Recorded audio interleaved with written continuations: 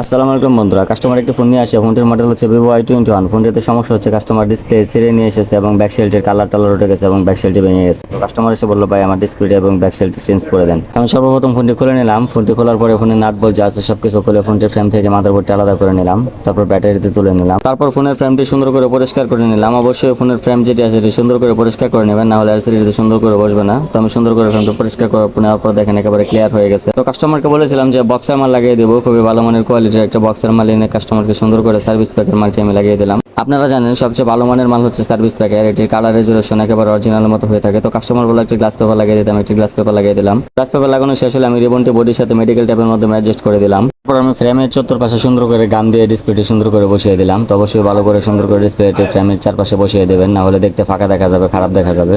Display লাগানো শেষ হয়ে গেলে আমি সাইড ফ্রেমটা বসিয়ে ফোনের নাইট বল যা আছে সবকিছু সুন্দর করে লাগিয়ে নিলাম। কাস্টমারের ব্যাক শেলটি নষ্ট হয়ে গেছে, তাই আমি নতুন আরেকটি ব্যাক শেল লাগিয়ে দিলাম। এখন বন্ধুরা সমস্ত কাজ কমপ্লিট শেষে ফোনটি দেখতে অনেকটা একদম নতুনের মতো হয়ে গেছে। কাস্টমার অনেক খুশি হয়েছে।